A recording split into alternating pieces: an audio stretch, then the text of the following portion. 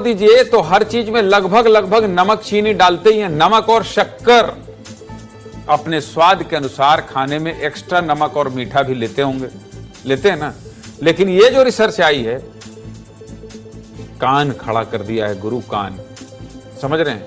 चीनी और नमक का जितना भी ब्रांड है सभी में माइक्रोप्लास्टिक शामिल है। पैक अनपैक, बड़े ब्रांड छोटे ब्रांड, सब में माइक्रोप्लास्टिक है।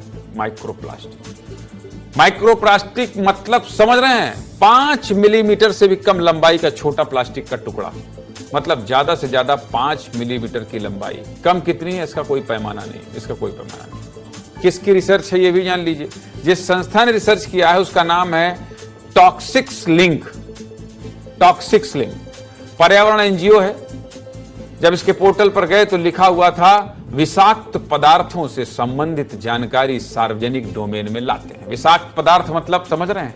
नहीं, जो खाना पानी आपके सेहत के लिए हानिकारक है, इसी ने microplastic in salt and sugar नाम की स्टडी की, जहां पाया गया है कि हम लोग जो नमक चीनी खा रहे हैं उसमें छोटा छोटा प्लास्टिक का अंश है। कैसे किया रिसर्च ये भी जानिए। ये जो संस्था है इसने टेबल, रॉक साल्ट, समुद्री नमक और लोकल में जो कच्चा नमक तैयार किया जाता है उसके साथ साथ 10 तरह के नमक को इकट्ठा किया। इसके अलावा ऑनलाइन और लोकल बाजार से खरीदी हुई 5 प्रकार की चीनी पर भी टेस्ट किया गया।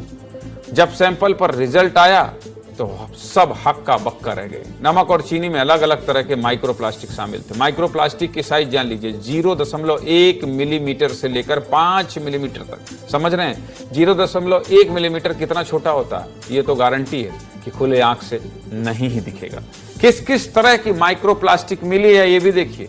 रेसे मिले हैं, छर्रे मिले हैं, पतली झिल्ली और टुकड़े मिले हैं, ट्रांसपेरेंट, सफेद, नीला, लाल, काला, बैगनी, हरा और पीला।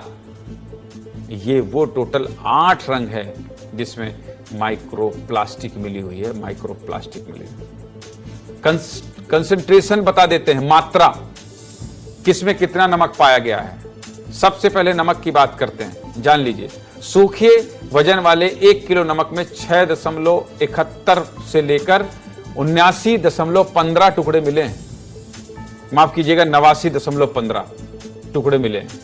सबसे ज्यादा आयोडीन नमक में 89.15 और सबसे कम ऑर्गेनिक रॉक नमक में 6.70 टुकड़े प्रति किलो मिले हैं। देख लीजिए, अगर आप आयोडीनिक नमक खा रहे हैं तो रिसर्च के हिसाब 1 किलो नमक में लगभग 89 प्लास्टिक का टुकड़ा खा रहे हैं। अब चीनी की बात कर लेते हैं। शक्कर, मीठा। चीनी में जो माइक्रोप्लास्टिक मिली है उसकी मात्रा 11.85 से लेकर 68.25 टुकड़ा प्रति किलो है। गैर कार्बनिक जो चीनी होती है उसमें सबसे ज्यादा मात्रा दर्ज की गई है, सबसे ज्यादा।